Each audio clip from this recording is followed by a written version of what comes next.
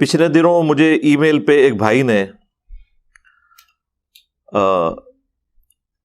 مدینۃ المنورہ سے مسجد نبی صلی اللہ علیہ وآلہ وسلم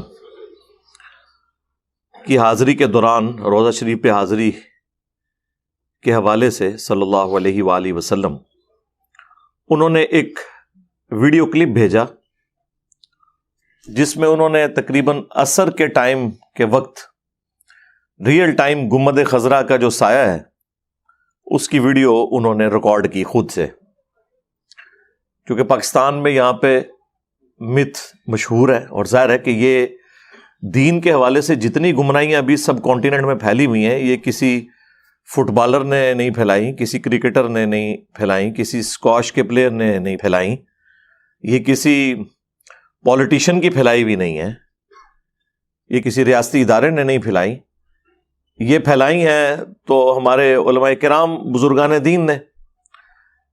اور آہستہ آہستہ جس طرح یہ لوگ ایکسپوز ہو رہے ہیں اور ان کے جھوٹ پکڑے جا رہے ہیں تو ایک ایک کر کے یہ ہر چیز سے دستبردار ہوتے جا رہے ہیں۔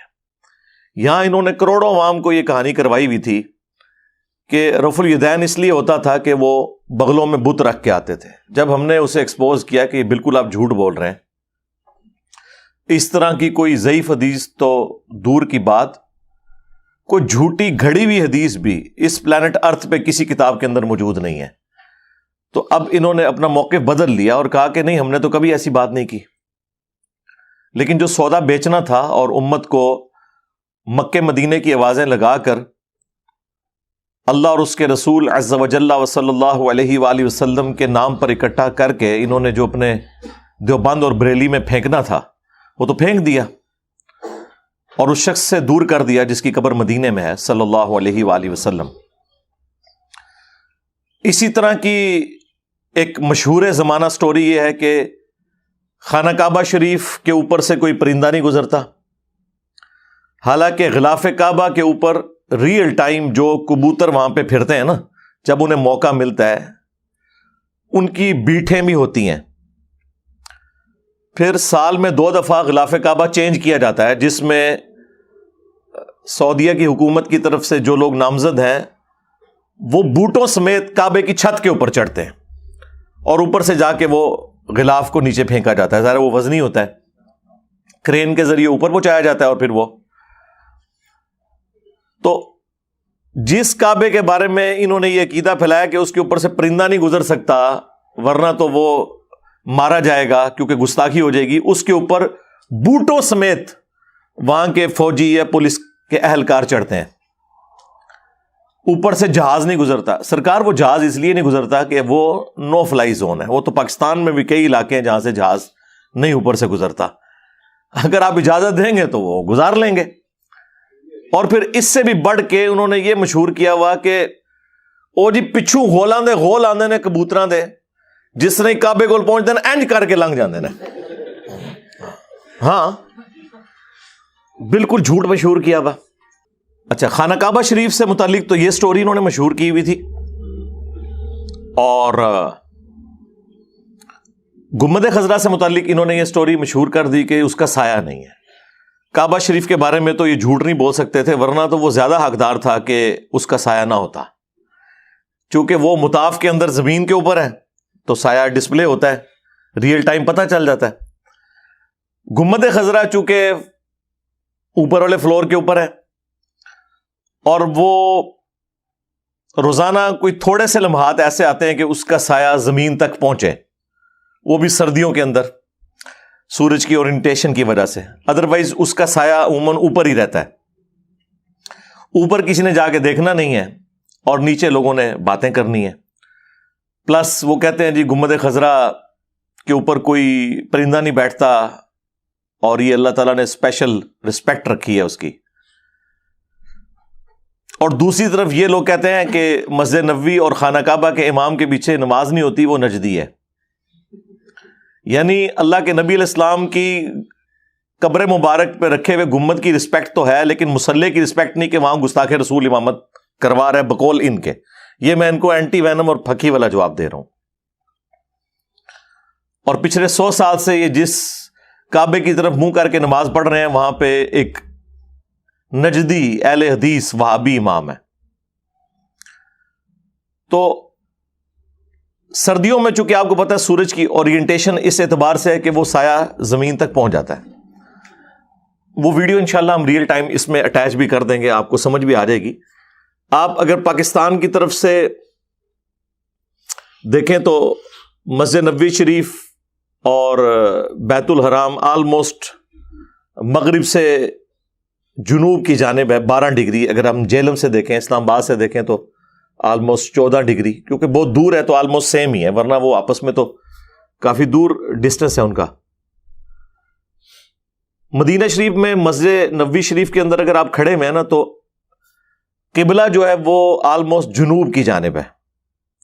ہمارا قبلہ جو ہے وہ مغرب سے جنوب کی طرف ہے, لیکن آلموسٹ مغرب ہی ہے. مغرب سے 12 ڈگری جہلم ہے اور مغرب سے 14 ڈگری جنوب کی جانب اسلام آباد سے ہے قبلہ, تو آلموسٹ مغرب میں. اب جنوب کی طرف قبلہ ہے اور یہ روضہ شریف ہے. ہم قبلہ رخ جب کھڑے ہوتے ہیں تو جنوب کی طرف رخ کرتے ہیں مسجد نبوی شریف میں. تو یہ لیفٹ سے سورج جو بقیہ غرقت قبرستان ہے اس کی سائڈ سے نکلتا ہے یوں, اور یوں گنبد خضرا کے اوپر سے ہوتا ہوا اور یوں مغرب میں غروب ہو جاتا ہے. اب گنبد خضرا چونکہ قبر مبارک کے اوپر بنا ہوا ہے اور حجرہ عائشہ کے اوپر سلام اللہ علیہا, اور بلڈنگ اس اعتبار سے چوڑائی کے اعتبار سے سفیشینٹ ہے کہ اس کا سایہ زمین پر نہ پہنچے, چونکہ اس کے سارے طرف بلڈنگ ہے, لیکن ایک سائڈ اس کی کم ہے بلڈنگ والی, اور وہ ہے باب البقی والی سائڈ. اسی لیے باب البقی کی طرف سے اگر آپ کھڑے ہو کے دیکھیں تو بالکل گنبد خضرا آپ کو سامنے نظر آئے گا. اگر قبلے کی طرف پشت کر کے دیکھیں تو اس کے آگے بھی بلڈنگ موجود ہے, اور پچھلی سائڈ پہ تو بہت بڑی مسجد نبوی شریف ہے, اصحاب صفا کا چبوترا اور باقی, اور اس طرف بھی باب السلام والی سائڈ پہ بھی مسجد نبوی شریف اتنی پھیلی ہوئی ہے. جو کارنر بنتا ہے نا وہ یہ ہے, اور یہ بھی آج ہے. ادروائز مسجد نبوی شریف نبی الاسلام کے مبارک زمانے میں حجرہ عائشہ کے ساتھ ایڈجسنٹ تھی. یہ تو مسجد کی توسیع کی وجہ سے اس وقت نبی الاسلام کی قبر مبارک اس مسجد کے اندر والے پورشن میں آ گئی, ورنہ یہ پہلے باہر تھی. تو یہاں سے سورج طلوع ہوتا ہے مشرق سے اور یوں مغرب میں غروب ہوتا ہے. اب سردیوں میں آپ کو پتا ہے کہ سورج کا ٹریک تھوڑا سا ود رسپیکٹ ٹو زمین کم ہو جاتا ہے, اسی لیے دن چھوٹا ہوتا ہے. تو وہ بجائے ایگزیکٹلی یوں جانے کے تھوڑا سا ٹلٹ ہو کے یوں جاتا ہے, اس لیے جلدی غروب ہو جاتا ہے. اب وہ آلموسٹ جب سورج یہاں پہنچا ہے نا تو گنبد خضرا کا سایہ یعنی پاکستانی ٹائم کے مطابق آلموسٹ آپ سمجھ لیں 3 بجے کے قریب, وہاں پہ بھی جب 3 بجیں گے تو عصر کا وقت ہوتا ہے, تو وہ زمین کے اوپر باقاعدہ اس کی چونچ نظر آ رہی ہے. اس چونچ کے بارے میں مشہور کیا ہے اس کے اوپر کوئی پرندہ نہیں بیٹھتا, حالانکہ میں نے اپنی آنکھوں سے کئی دفعہ اس کے اوپر ایگزیکٹ ٹپ کے اوپر کبوتروں کو بیٹھے ہوئے دیکھا ہے. اس کے علاوہ گنبد خضرا کے اوپر باقاعدہ بیٹھیں ہوتی ہیں ان کی کبوتروں کی, باقاعدہ اس کی صفائی ہوتی ہے, نیا پینٹ ہوتا ہے, کیونکہ گرین کلر اور ریڈ کلر ایسے ہیں جو دھوپ کے اندر ختم ہو جاتے ہیں وقت کے ساتھ, اس لیے ریگولرلی اس کے اوپر پینٹ بھی سعودی حکومت کرواتی ہے. پچھلے دنوں گنبد خضرا کی ہسٹری کے حوالے سے میں نے کوئی 1.25 گھنٹے کی ویڈیو, اور قبر رسول کے حوالے سے صلی اللہ علیہ وآلہ وسلم, مسجد نبوی شریف کے حوالے سے بڑی تفصیلی ویڈیو ریکارڈ کروا دی ہے. گنبد خضرا کی ہسٹری, رپلائی ٹو مولانا طارق جمیل, جو انہوں نے کہا کہ علماء دیوبند نے یہ گنبد خضرا بچایا ہے, تو میں نے وہ پورا بتایا تھا کہ یہ کس چیز کے بارے میں آپ کیا بات کر رہے ہیں. تو وہ عصر کے وقت کی ویڈیو ہے, اس میں سایہ باقاعدہ زمین کے اوپر ہے, گلائی لوگ اس کے اوپر اسی طریقے سے چل رہے ہیں, اس میں چونچ بھی نظر آ رہی ہے, اور جس بندے نے ویڈیو بنائی ہے وہ اس کے اوپر کمنٹری بھی کر رہا ہے کہ دیکھیں جی یہ گلائی ہے, یہ کنگرے مسجد نبوی کے نظر آ رہے ہیں. ہاں جی,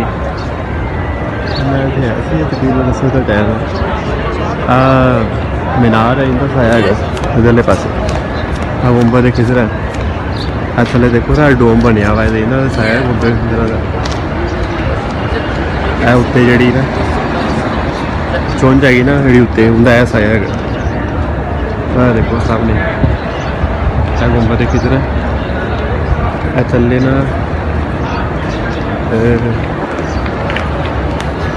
ਇੱਥੋਂ ਦਾ ਗੋਲ ਸਾਇਆ ਸ਼ੁਰੂ ਹੋ ਰਿਹਾ ਇੱਥੋਂ ਲੈ ਕੇ ਐਵੇਂ ਗੋਲ ਇੱਥੇ ਚੂੰਝ ਆ ਗਈ ਉੱਤੇ ਚੂੰਝ ਤੋਂ ਬਾਅਦ ਫਿਰ ਇਹ ਗੋਲ ਇੱਥੇ ਤੱਕ ਸਾਇਆ ਤਾਂ ਹੈਗਾ ਹੈ ਨਾ ਦੇਖੋ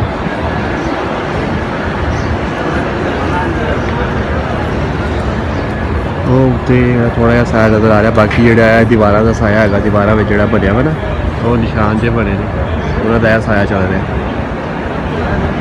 ਇਹ ਗੁੰਬਦ ਦੇ ਕਿਨਾਰੇ ਦਾ ਸਾਇਆ ਹੈ ਫਿਰ ਦੀਵਾਰ ਸ਼ੁਰੂ ਹੋ ਜਾਂਦੀ ਹੈ ਰਾਤ ਵਾਲੀ साफ नजर आ रहा है साया और मैं उस वीडियो को देख के अफसोस कर रहा था कि अगर ये किसी गोरे के हाथ लग जाए वीडियो और उसे पंजाबी आती हो तो किस तरह इस रिलीजन का मजाक उड़ाएगा कि आज 1400 साल बाद इस रिलीजन के मानने वाले जो ये क्लेम करते हैं कि हमारा दीन जो है वो फितरत के ऊपर है, लॉजिकल है, हम अपने दीन के पैरोकारों को ये बात समझाने की कोशिश कर रहे हैं कि गुंबद खजरा का साया है, ये हमें बताना पड़ रहा है। और 1400 साल से ये मसला ही नहीं हल हो रहा कि इसका साया है या नहीं है। शर्म का मकाम है ना। कुरान में वाज़ेह आया है कि हर चीज का साया है और ये साया अल्लाह ताला को सजदा करते हैं। अब जब तक किसी चीज के हवाले से एक्सेप्शन ना आ जाए कुरान और सुन्नत में, उस वक्त तक आप उसके बारे में कोई एक्स्ट्राऑर्डिनरी क्लेम नहीं कर सकते। मसलन पसीने से बदबू आती है, यह बात अपनी असल में दुरुस्त है। अब जब तक हमें इसके खिलाफ बात के क्लेम में कोई दलील ना मिल जाए, हम कतन मानने के लिए तैयार नहीं कि पसीने से खुशबू आती है। तो वो बुखारी मुस्लिम दोनों में हदीस है कि अल्लाह के नबी अलैहिस्सलाम के मुबारक पसीने से खुशबू आती थी और सहाबा कराम उसे अपने इत्र में मिला के इत्र के तौर पर इस्तेमाल करते थे। अब जब यह हदीस मिल गई तो अब हम ये अकीदा रखते हैं कि नबी इस्लाम के पसीने से खुशबू आती थी। लेकिन दलील किसने दी? जिसने रूटीन से हट के दावा किया। रूटीन यही है कि चीजों के साए होते हैं। अब जिसने रूटीन से हट के बात करनी है ना, वो दलील देगा कि हां यह हदीस है कि नबी इस्लाम का साया मुबारक नहीं था। साया था, इसके लिए किसी दलील की जरूरत नहीं है, वो अपनी असल में। अगरचे इसमें भी मुस्नद अहमद में इस हवाले से एक तफसीली हदीस मौजूद है, लेकिन उसकी जरूरत नहीं है। वो हम वैसे ही लोगों को बता देते हैं कि नबी इस्लाम के साया मुबारक से उम्महातुल मोमिनीन ने नबी इस्लाम को पहचाना।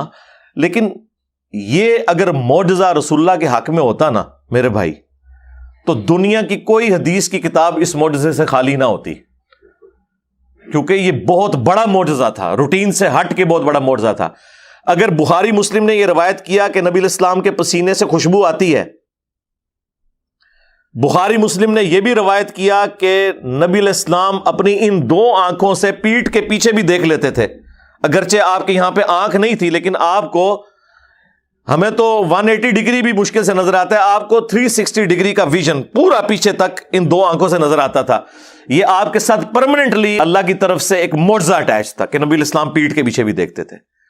ये जब इतनी बड़ी बड़ी बातें बुखारी मुस्लिम में नबी इस्लाम के हवाले से नकल हुई हैं, तो ये बात नकल करते हुए कोई आर थी?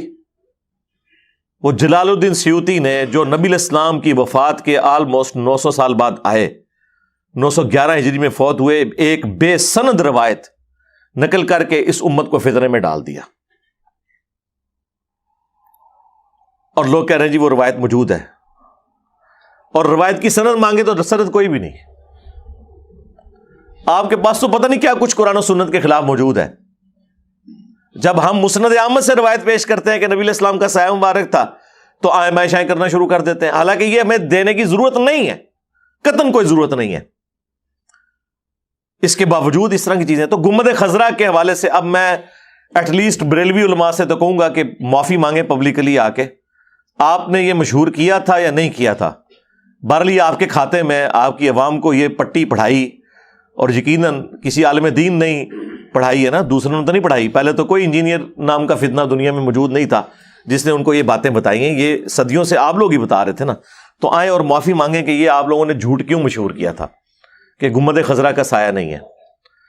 اوپر والی بلڈنگ میں تو سایہ نظر آتا تھا, اور نیچے بھی ایک اینگل پہ. اب یہ ویڈیو آ گئی ہے, انشاءاللہ ہم اس ویڈیو کو اپلوڈ کریں گے, اور اس کے بعد ایکسپیکٹ کریں گے کہ پاکستانی عوام ہمارا جو سلوگن ہے اس کو ایکسپٹ کرے, بلکہ پوری دنیا کی مسلم عوام, خصوصاً جو اردو جاننے والے لوگ ہیں, کہ مرنے سے پہلے اے مسلمان کر لے اس پہ غور, کتابوں کا خدا اور ہے, بابوں کا خدا اور. بابے بھی اسی خدا کو مانتے ہیں, لیکن انہوں نے آپ کو قرآن و سنت کے نام کے اوپر اپنی تعلیمات سکھائی ہیں. جو قرآن و سنت میں وحی میں اللہ اور اس کے محبوب صلی اللہ علیہ وآلہ وسلم اور ان کے دین کا تعارف آیا, وہ انہوں نے آپ کو نہیں بتایا, اور جس کا یہ کھلا ثبوت ایک اور چیز آپ کے سامنے آ چکی ہے. گنبد خضرا کے حوالے سے یہاں پہ لوگوں نے ہنگامہ کھڑا کیا ہوا, اور یہ اگر کوئی شخص مزارات کے بارے میں بولتا ہے کہ اس کے اوپر عمارتیں مت بنائیں, ان کے اوپر قبے مت بنائیں, تو وہ ہمیشہ صحیح احادیث کے مقابلے پر گنبد خضرا کی مثال دیتے تھے. ہم لاکھ چیختے رہے کہ صحیح مسلم میں حدیث ہے کہ نبی علیہ السلام نے منع فرمایا 3 کاموں سے: قبروں کو پکا کرنے سے, قبروں پر عمارت بنانے سے, اور قبروں پر بیٹھنے سے. لائیو قبر کے اوپر بیٹھنا بھی حرام ہے, اور مجاور بن کے بیٹھنا بھی حرام ہے. لائیو بیٹھنے کے بارے میں تو مسلم شریف میں حدیث ہے کہ کوئی شخص کسی مسلمان کی قبر پہ بیٹھے یا پاؤں رکھے, اس سے بہتر ہے کہ وہ آگ کے انگاروں پہ بیٹھے اور وہ انگارے اس کے کپڑے اور کھال کو بھی جلا دیں. یعنی وہ جو تکلیف ہے اس سے بڑھ کر عذاب ہونا ہے اگر کوئی شخص کسی مسلمان کی قبر پہ پاؤں رکھتا ہے یا بیٹھتا ہے جان بوجھ کے, توہین کے طور پہ. ویسے اگر کسی کو نہیں پتا نیچے قبر ہے, وہ تو ظاہر ہے اس کے اوپر نہیں آئے گی چیز. اور قبروں پہ جانے کا مقصد بھی صحیح مسلم میں نبی علیہ السلام نے بیان کر دیا کہ میں تمہیں قبروں پہ جانے سے منع کرتا تھا, لیکن اب میں تمہیں حکم دیتا ہوں کہ قبروں پہ جاؤ تاکہ آخرت کی یاد آئے. یہ دنیا سے بے رغبتی دلانے والی جگہ ہے قبرستان. یہ نبی علیہ السلام نے مقصد بتایا تھا. خیر, وہ گنبد خضرا کو انہوں نے نبی علیہ السلام کے ساتھ جوڑا, اور پھر اس کی بنیاد کے اوپر جو قبروں پہ مزارات بنانے کی مذمت کرتے تھے احادیث کی روشنی میں, انہیں کہا یہ گستاخ رسول ہیں, یہ تو کہتے ہیں ہم گنبد خضرا بھی گرا دیں گے. اور بعض لوگوں نے تو اتنے جذباتی جملے بولے, انہوں نے کہا کہ یہ رسول اللہ کی قبر کو ننگا کرنا چاہتے ہیں اوپر سے. ان جاہلوں کو یہ پتہ ہی نہیں ہے کہ اگر رسول اللہ کی قبر گنبد خضرا کے اتارنے سے ننگی ہوتی تو پہلے 650 سال تک کیا قبر مبارک اوپر سے ننگی تھی؟ گنبد خضرا ایک جو مملوک سلطنت ہے ایوبی امپائر کی, اس کا ایک بادشاہ تھا خلیفہ منصور قلاوون, جو 689 ہجری میں فوت ہوئے. آج چل رہا ہے 1444 ہجری, یعنی آلموسٹ 800 سال پہلے. انہوں نے 678 ہجری میں یہ لکڑی کا گنبد بنا کے قبر رسول کے اوپر رکھا, حجر عائشہ کی چھت کے اوپر. حجر عائشہ تو پہلے سے موجود تھا, اور وہ نبی علیہ السلام کا پروٹوکول ہے. جامعہ ترمذی میں حدیث ہے کہ سیدنا ابوبکر کہتے ہیں کہ نبی علیہ السلام سے میں نے یہ خود سنا تھا کہ اللہ تعالیٰ نبی کو وہیں پر موت دیتا ہے جو اس کے لیے پسندیدہ جگہ ہوتی ہے.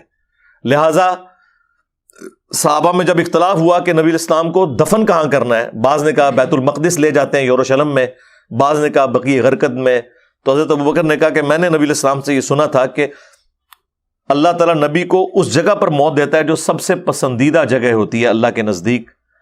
تو رسول اللہ کی ڈیتھ جس بیڈ کے اوپر ہوئی ہے ایگزیکٹلی اس چارپائی کے نیچے نبی علیہ السلام کی قبر کھو دی جائے. اور چونکہ نبی علیہ السلام کی ڈیتھ حجر عائشہ میں ہوئی تھی, اسی چارپائی کے نیچے آپ کی قبر مبارک کھو دی گئی. یہ جامعہ ترمذی میں موجود ہے. بلکہ جامعہ ترمذی میں یہاں تک موجود ہے کہ حضرت عیسیٰ ابن مریم جب دنیا میں تشریف لائیں گے اور پھر وہ زندگی گزار کے فوت ہوں گے تو وہ بھی قبر رسول کے ساتھ اسی جگہ پر دفن ہوں گے. خیر, یہ الگ سے ایک ٹاپک ہے. میں نے گنبد خضرا کے حوالے سے تفصیلی گفتگو, قبروں کی لوکیشن, یہ سب کچھ ریکارڈ کروا چکا ہوں.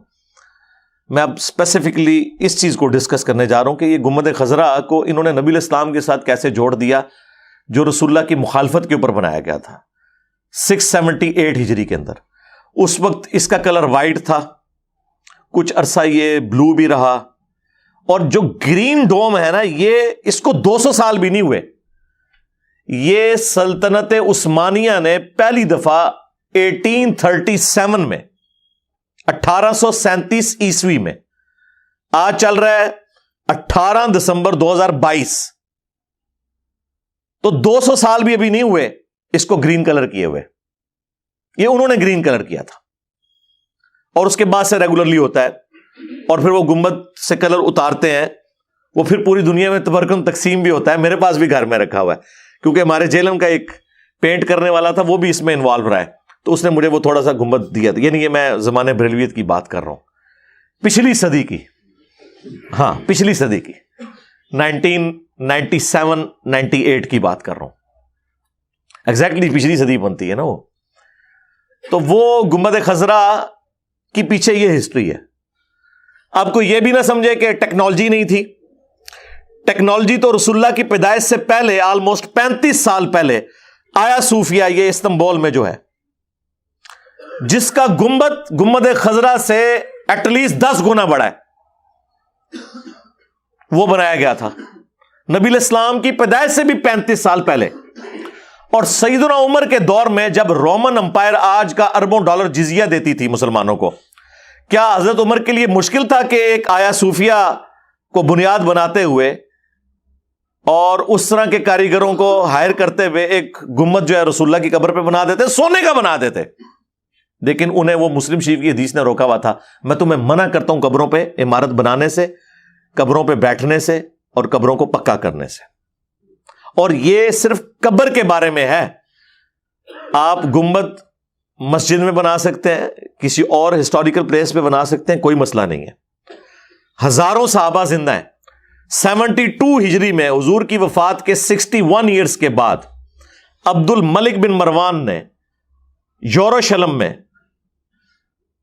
بنو امیہ کی جب حکومت تھی, 2 حصوں میں مسلم امپائر بٹ گئی تھی نا واقعہ کربلا کے بعد, شام اور عراق کے اوپر بنو امیہ کی حکومت تھی, اور حجاز پہ حضرت عبداللہ ابن زبیر خلیفہ تھے.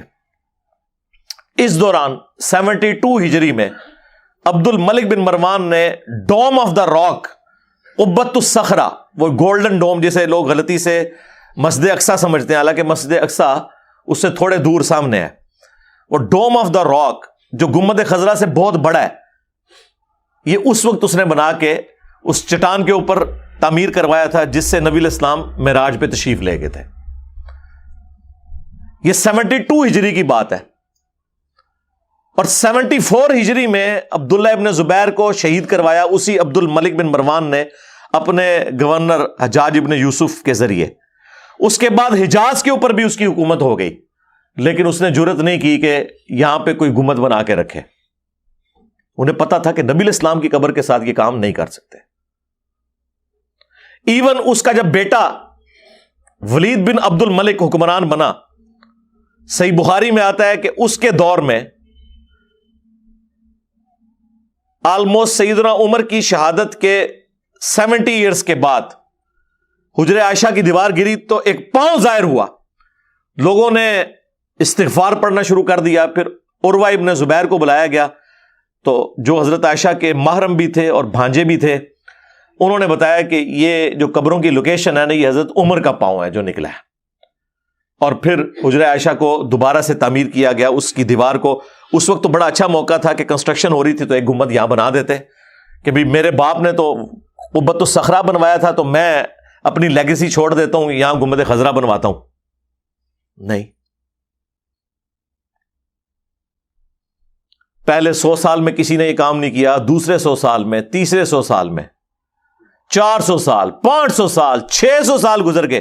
7ویں صدی ہجری کے اندر 678 ہجری میں یہ ایوبی سلطنت کا جو مملوک ان کی امپائر تھی, اس کے ایک بادشاہ جو سنی تھا, میں نے ایک ویڈیو میں فاطمی بادشاہ کا ذکر کیا تھا, اس پہ میں نے پھر رجوع کیا تھا, یہ نہیں فاطمی بادشاہ نہیں تھا, یہ مملوک سلطنت ایوبیوں کی یہ سنی وہ بادشاہ تھا. اور یہ 7ویں صدی ہجری مسلمانوں پہ افتاد ٹوٹی ہے. اسی میں ہی جو ہے وہ ایک اور مملوک سلطنت کا جو بادشاہ تھا جو اس سے پہلے تھا، اس نے جو ہے وہ الملک المظفر، اس نے یہ مروجہ میلاد والا سلسلہ شروع کروایا. یہ بھی 7ویں صدی ہجری میں شروع ہوا ہے میلاد کا سلسلہ. اس سے پہلے میلاد اس طریقے سے نہیں منایا جاتا تھا. وہ اسی طریقے کو فالو کرتے تھے جو صحیح مسلم میں حدیث ہے، فیہ ولدت وفیہ انزل علیہ، میں پیر کا روزہ اس لیے رکھتا ہوں کہ اس دن میری پیدائش ہوئی اور اس دن مجھ پہ پہلی دفعہ وحی نازل ہوئی. اللہم صلی علی محمد وعلی آل محمد. اور یہ گنبد خضرا بھی لا کے رکھ دیا انہوں نے. اور یہ پوری تاریخ آپ کو تاریخ مدینہ کے اوپر پہلے 900 سال کی پوری تاریخ ریٹن میں موجود ہے. پوری دنیا میں یہ کتاب ہسٹری میں مسلمانوں کے ہسٹورینز اسے کوٹ کرتے ہیں. وفاء الوفا علامہ سمہودی کی 911 ہجری کے اندر وہ فوت ہوئے ہیں. انہوں نے اپنے زمانے تک پوری گنبد خضرا کی اور پلس مسجد نبوی شریف کی اور پورے مدینے کی بیسیکلی انہوں نے ہسٹری لکھی ہے. اور اسی میں وہ جھوٹا واقعہ بھی وہ نور الدین زنگی والا لکھا ہوا ہے بغیر سند کے، کہ وہ نبی الاسلام کی قبر مبارک سے جسم عطر جو ہے وہ یہودی غائب کرنے لگے تھے. اور یہ وہ لوگ واقعہ سناتے ہیں جو اپنے بابوں کے بارے میں عقیدہ رکھتے ہیں کہ وہ مرنے کے بعد بھی اتنی طاقتیں رکھتے ہیں. وہ رسول اللہ کے اوپر ہی جھوٹا الزام لگا رہے ہیں کہ نبی الاسلام کی یعنی قبر مبارک سے جسم نکال کے یہودی شفٹ کرنے لگے تھے. اور نور الدین زنگی وہاں پہ پہنچ گیا، اسے نبی الاسلام نے زیارت کروائی. نبی الاسلام کو آپ کی قبر مبارک یا آپ کے جسم عطر کی حفاظت کے لیے کسی باہر سے پرسنالٹی کی ضرورت نہیں ہے. ورنہ یزید کے دور کے اندر جو کچھ مسجد نبوی کے ساتھ ہوا، مدینہ شریف کے ساتھ ہوا، واقعہ حرہ کے اندر، اس کے بارے میں آپ کیا بات کریں گے پھر؟ اور پھر اسی یزید پلید کے ہاتھوں خانہ کعبہ شریف کی جو توہین ہوئی، صحیح مسلم کے اندر رپورٹ ہوئی ہے، اور غلاف کعبہ بھی جل گیا، ایک دیوار بھی ڈیمیج ہو گئی، تو اس کی آپ کیا بات کریں گے؟ تو خیر بات پھر دوسری طرف نکل جائے گی. میں آپ کو بتانا چاہ رہا ہوں کہ یہ ٹوٹلی اس کی پوری ہسٹری تھی جو مسلمانوں کے منہ پہ مل دی گئی ہے قبروں پر مزارات بنانے کے حوالے سے، جس کی اپنی اصل کوئی نہیں ہے. اس گنبد خضرا کو رسول اللہ کی مخالفت پہ بنایا گیا ہے. اور آج سعودی حکومت صرف ایک حدیث کے پیچھے، وہ جو بخاری مسلم کی حدیث ہے، اے عائشہ تیری قوم نئی نئی جہالیت سے نہ پھری ہوتی تو میں حتیم کو توڑ کے کعبے میں داخل کر دیتا اور ابراہیمی بنیادوں پہ کھڑا کر دیتا. اور آج تک حتیم باہر ہے، حالانکہ نبی الاسلام کی خواہش تھی کہ اسے اندر کیا جائے. بیچ میں ایک دفعہ عبداللہ ابن زبیر نے کیا، لیکن پھر حجاج ابن یوسف نے توڑوا کے اندر کر دیا. وہ مسلم شریف میں آتا ہے. بہرحال وہ آج تک باہر ہے. اس کے تحت علماء عرب اور جو سعودی حکومت کے سربراہ تھے انہوں نے کہا کہ بھئی اب اس کو فتنہ نہ بنایا جائے امت کے لیے. ٹھیک ہے، انہوں نے غلط کام کیا، وہ خود جواب دہ ہوں گے. اور حیران کن بات ہے، جس بندے نے یہ مشورہ دیا تھا نا گنبد خضرا رکھنے کا، کمال احمد، وہ کچھ عرصے بعد معزول ہو گیا اور لوگ کہتے تھے اسے سزا ملی ہے جو اس نے یہ بدعت کروائی ہے. اس زمانے میں لوگ اسے گستاخی حضور کی سمجھ رہے تھے گنبد رکھنے کو. آج لوگ گنبد خضرا کو نبی اسلام کے ساتھ جوڑ رہے ہیں، اور اس زمانے میں لوگ سمجھتے تھے یہ لوگ گستاخ ہیں جنہوں نے حضور کی وفات کے 650 سال بعد لا کے گنبد اوپر رکھ دیے. فرق دیکھا آپ نے؟ اتنا جھوٹ بولو کہ سچ لگنا شروع ہو جائے. پاکستان کے پولیٹیشنز کے کثرت کے ساتھ جھوٹ بولنے اور یو ٹرنز کی برکت سے آپ کو یہ چیز پتہ چل گئی ہوگی کہ جھوٹ کی کتنی برکات ہوتی ہے زیادہ بولنے کی، کہ لوگ سچ سمجھنا شروع کر دیتے ہیں. تو جناب یہ اس کی اصلیت تھی جس کے اوپر انہوں نے پوری دنیا کے مزارات کھڑے کیے ہوئے ہیں. آج آپ بات کریں وہ کہتے ہیں گستاخی ہوگی جی، آپ گنبد کو ہٹانا چاہتے ہیں. البتہ اس وقت سعودی حکومت نے یہ دلیری دکھائی کہ جو بقیہ غرقت میں مزارات بنے ہوئے تھے، بڑے بڑے کبے بنے ہوئے تھے، وہ آلموسٹ 1896 کے قریب کی ایک تصویر ہے، اوریجنل بلیک اینڈ وائٹ، کسی سیاح نے کھینچی تھی. اس میں وہ سارے مزارات نظر آ رہے ہیں، بڑے بڑے کبے بنے ہوئے ہیں. وہ کوئی 10-12 تو بڑے بڑے کبے تھے. ایک اہل البیت کی جہاں پہ قبریں تھیں، سیدہ فاطمہ سلام اللہ علیہا، امام حسن علیہ السلام، اور امام زین العابدین، امام باقر، امام جعفر، اور حضرت عباس بن عبد المطلب. یہ 6 قبریں ایک جگہ تھیں, اس کے اوپر ایک گنبد بنا ہوا تھا, اہل البیت کی قبریں. اسی طریقے سے سیدہ عائشہ سلام اللہ علیہا اور باقی جو امہات المومنین ہیں ان کی قبروں کے اوپر ایک گنبد بنا ہوا تھا. سیدہ حلیمہ سعدیہ کی قبر بقیع غرقد میں, اس کے اوپر ایک گنبد بنا ہوا تھا. سیدنا عثمان غنی رضی اللہ تعالیٰ عنہ کی قبر مبارک پہ ایک گنبد بنا ہوا تھا بڑا سا. امام مالک اور امام نافع عبداللہ بن عمر ان کی قبروں کے اوپر ایک گنبد بنا ہوا تھا, جو انہوں نے سارے پھر ہٹا دیے. وہ اس کی ہٹانے سے پہلے کی پکچرز بھی اور بعد والی پکچرز بھی موجود ہیں. اس وقت ایک موب چونکہ آیا تھا, اس وقت گنبد خضرا ہٹانا بڑا آسان کام تھا, لیکن انہوں نے اس معاملے میں نہیں پڑے اور انہوں نے کہا کہ ہم نے رسپیکٹ دینی ہے اس حوالے سے بھی کہ نبی علیہ السلام کی قبر مبارک کے پاس آواز کو بلند نہ کیا جائے, کیونکہ نبی علیہ السلام اپنی وفات کے بعد بھی اتنی قابل احترام ہیں جتنی اپنی مبارک زندگی کے اندر. اور یہ باقاعدہ جو مفتی اعظم سعودیہ نے روضہ شریف کی حاضری کے اوپر جو کتاب لکھی ہے وہ اردو میں بھی ٹرانسلیٹ ہو کے آئی ہوئی ہے. انہوں نے باقاعدہ اس میں لکھا ہے کہ نبی علیہ السلام کی قبر مبارک کے پاس بھی آواز بلند کرنا اس طرح ہی گستاخی ہے جس طرح کی اپنی ان کی مبارک زندگی کے اندر ان کے حضور آواز کو بلند کرنا گستاخی ہے. اور اسی وجہ سے روضہ شریف کے اوپر اب تو نئی کنسٹرکشن ہوئی ہے, اور نئی کنسٹرکشن میں جو سلطنت عثمانیہ کے دور میں آیات لکھی تھیں سیم انہوں نے وہی آیات بڑی کر کے اوپر لگا دی ہیں. سینٹرل جو مین جالی ہے جس میں ایک بڑا سا آپ کو رنگ سا بنا ہوا نظر آئے گا, اس کے اوپر لکھا ہے کہ اس کی سیدھ میں نبی علیہ السلام کا چہرہ انور ہے, اور پھر تھوڑا سا اس سے آگے سیدنا ابوبکر اور پھر اس سے آگے سیدنا عمر. لیکن یہ سامنے سے ہے, اگر آپ اوپر سے دیکھیں اس کا نقشہ بھی ویسے اب اندر سے انہوں نے نا اینیمیشن بنا کے جاری کر دیا ہے, ویسے تو اندر کوئی بھی نہیں جا سکا کئی سو سال سے. یہ جو اندر حکمران بھی جاتے ہیں نا قبر مبارک تک نہیں جاتے, اس کے بعد جو دیواریں بنی ہوئی ہیں نا ادھر تک ہی جاتے ہیں. تو حجرہ عائشہ کے وہ جو 2 کمرے تھے, ایک وہ کمرہ جس میں نبی علیہ السلام, حضرت ابوبکر, حضرت عمر کی قبریں ہیں رضی اللہ عنہما وعلیہم السلام, اور ایک جو ساتھ ایڈجسٹنٹ چھوٹا سا کمرہ جس میں بمشکل ایک چارپائی کی جگہ ہے اور تھوڑی سی جگہ بچتی جس میں حضرت عائشہ نے 47 ایئرس گزارے ہیں نبی علیہ السلام کی وفات کے بعد. وہ ریئل ٹائم انہوں نے ٹاپ ویو اس کا نا ایک اینیمیشن کی شکل میں رکھ دیا ہے. یہ آپ کو جو ویسے وہ گنبد خضرا نظر آتا ہے نا, اور اس کے نیچے قبر مبارک کا جو نقشہ عوام میں مشہور کیا ہوا انہوں نے, اونچی اونچی قبریں بنی ہیں اور گرین کلر کی پگڑی رکھی ہوئی ہے, وہ مولانا روم کی قبر ہے. اے بھی جھوٹ دسیا کہ تمہیں انہوں نے, جس کو وہ نبی علیہ السلام کی قبر مبارک بنا کے پیش کر رہے ہوتے ہیں. اور مولانا روم کی قبر موجود ہے, وہ آپ دیکھ لیں, وہ ایگزیکٹلی وہاں سے کسی نے, اور وہ یہاں پہ ایون سینریز بکتی ہیں نبی علیہ السلام کی قبر کا اندرونی منظر ایگزیکٹلی کیا ہے وہ ہم اس میں اٹیچ کریں گے کہ اندر کس فارم میں. یعنی قبلہ شریف کی طرف سب سے پہلے نبی علیہ السلام کی میت مبارک کو دفن کیا گیا, اور آپ کی بیک سائڈ پہ آلموسٹ آپ سمجھ لیں سینے سے بھی تھوڑا نیچے اس سیدھ میں حضرت ابوبکر کی قبر بنائی گئی,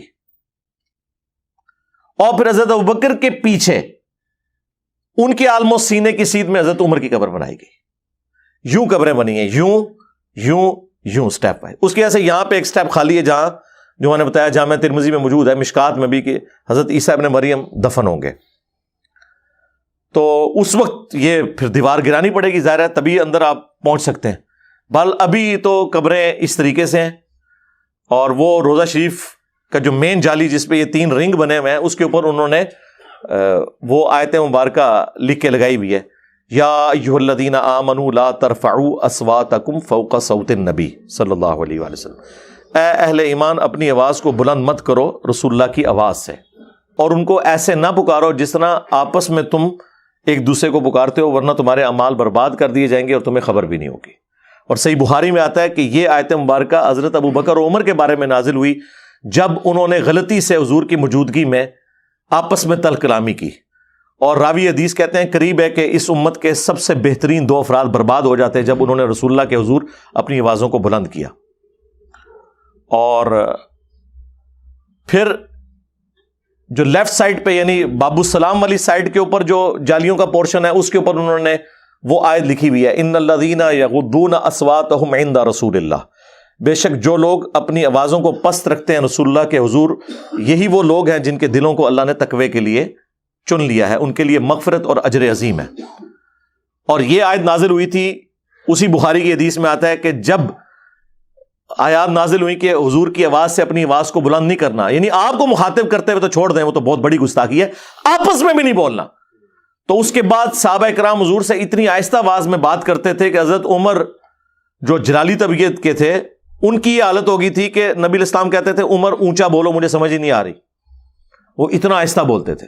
تو پھر اللہ نے وہ آیات نازل کی کہ بے شک وہ لوگ جنہوں نے رسول اللہ کے حضور اپنی آوازوں کو پست رکھا ہوا ہے نا، یہ تقوی کی نشانی ہے، ان کے لیے مغفرت ہے۔ اور جو باب البقی والی سائڈ کے اوپر روزہ شریف کے آگے سے گزر کے وہ جو تیسری جالی ہے، یہ 3 پورشن جالیوں کے بنے میں، اس کے اوپر وہ آیت لکھی ہوئی ہے ما کان محمد ابا احد من رجالکم ولکن رسول اللہ وخاتم النبیین، ختم نبوت والی آیت اس کے اوپر لکھی ہوئی ہے۔ تو یہ 3 آیات ہیں۔ اس طرح باب السلام کی طرف سے آپ انٹر ہوتے ہیں اور پھر روزہ شریف کے سامنے سے حاضری دے کے اور دوسری طرف سے نکل جاتے ہیں، وہ بھی 4 کتابوں کے اندر صحیح سند کے ساتھ ہے۔ الموطا امام مالک کے اندر ہے، سنن کبریٰ البیہقی میں، المصنف ابن ابی شیبہ میں، فضل الصلاۃ علی النبی میں، کہ عبداللہ بن عمر جب بھی سفر پہ جاتے یا واپس آتے تو پہلے مسجد نبوی میں 2 نفل پڑھتے اور پھر قبر رسول پہ آ کر عرض کرتے السلام علیک یا رسول اللہ، اور پھر حضرت ابوبکر کی قبر کے سامنے السلام علیک یا ابا بکر، السلام علیک یا عمر، اور ایک روایت میں السلام علیک یا ابتا، اے میرے باپ آپ پر سلام ہو۔ تو روزہ شریف کی حاضری گنبد خضرا پہ ڈسکشن کو کوئی یہ نہ سمجھے کہ ہم کوئی قبر رسول کی حاضری کے اوپر کوئی آبجیکشن کر رہے ہیں، نعوذ باللہ۔ قبر رسول کی حاضری صلی اللہ علیہ وآلہ وسلم اس پلانٹ ارتھ پہ کسی مسلمان کے لیے سب سے بڑی کوئی سعادت ہو سکتی ہے تو ان میں سے ایک بڑی سعادت ہے، وہ اپنی جگہ موجود ہے۔ لیکن نبی علیہ السلام کی محبت میں، نبی علیہ السلام کی قبر مبارک کے ساتھ جو کچھ ان لوگوں نے کیا وہ تو نبی علیہ السلام کی مخالفت ہے۔ ابو داؤد میں، ابن ماجہ میں یہ حدیث موجود ہے، ایک صحابی نے نبی علیہ السلام کو سجدہ کیا، آپ نے فرمایا سر اٹھا کیا کر رہا ہے؟ انہوں نے کہا کہ میں عراق میں گیا تھا، ہیرا نامی شہر میں نے دیکھا کہ لوگ اپنے سردار کو سجدہ کرتے ہیں، تو آپ تو اللہ کے رسول ہیں، ہم آپ کو سجدہ کیوں نہ کریں؟ تو آپ نے فرمایا جب میں فوت ہو جاؤں گا اور تم میری قبر کے پاس سے گزرو گے، کیا میری قبر پہ بھی سجدہ کرو گے؟ ان کا نہیں یا رسول اللہ۔ تو فرمایا مجھے کیوں سجدہ کر رہے ہو؟ اگر میں سجدہ جائز سمجھتا تو بیویوں سے کہتا کہ اپنے خامدوں کو سجدہ کریں اس حق کے سبب جو اللہ نے ان کو دیا ہے۔ نبی علیہ السلام نے اپنی وہ تعظیم کروانے سے روک دیا جس میں شرک کا شائبہ ہو سکتا تھا۔ تو کیا نبی علیہ السلام نے خود گستاخی اپنی کی کہ وہ سجدہ کرنے سے روک دیا؟ کہتے نہیں عشق دے چلے نمبر، وہ عشق دے چلے ہی بان کے انہیں سجدہ کیتا سی نا، تو نمبر دے کو نہیں لے انہیں، نبی علیہ السلام نے تو منع کر دیا۔ تو اپنے جذبات کو عشق کا نام نہ دیں، عشق وہ ہے جو اللہ اور اس کے محبوب علیہ السلام کی باؤنڈریز کے اندر اندر ہوگا۔ جہاں پہ نبی علیہ السلام کی تعلیمات سے کوئی چیز ٹکرائے گی تو وہ آپ جتنی مرضی اس کو عشق کی داستان بنا کے پیش کریں، ہم اسے ماننے کے لیے تیار نہیں ہیں۔ ہم اس شخص کی بات مانیں جس کی قبر مدینے میں ہے، یا اس شخص کی بات مانیں کہ جو پتہ نہیں ہے بھی ہے کہ نہیں، اور یہاں دفنا کے آپ لوگوں نے اس کے اوپر مزارات بنائے ہوئے ہیں، اور الٹا ان لوگوں نے عزتیں اللہ اور اس کے رسول کے نام کے اوپر ویل کی ہوئی ہیں اور تعلیمات انہوں نے اپنی بتائی ہیں آپ کو۔ تو ہمارا تو جی اعلان جنگ ہے، اعلان جہاد ہے اس پورے سسٹم کے خلاف جس میں رسول اللہ صلی اللہ علیہ وآلہ وسلم کا نام یوز کر کے ان لوگوں نے اپنے بابوں کی تعلیمات آپ کو بتائی ہیں۔ کیونکہ یہ صرف آپ کی دنیا نہیں برباد کر رہے، دنیا برباد کی آپ سوچیں گے دنیا کیسے برباد کی ہے؟ جی آپ سے چندے کھائے ہیں، موقع ملتا ہے تو آپ کی بچیاں بھی ہتھیا کے لے جاتے ہیں، کوئی موقع نہیں جانے دیتے، اور آخرت تو انہوں نے آپ کی برباد کر دی ہے۔ تو جتنا بڑا انہوں نے جرم کیا ہے نا، تو اس کے خلاف پھر بلا بھی اتنی بڑی آنی چاہیے۔ ہاں یہ بات ہے، جو نعرہ لگائے کہ میرے نبی سا ہے ہی کوئی نہیں، تیرے بابے تے شاہ ہی کوئی نہیں، صلو علی محمد وآل محمد، اللہم صلی علی محمد وعلی آل محمد واصحاب محمد وازواج محمد و امت محمد اجمعین الی یوم الدین آمین.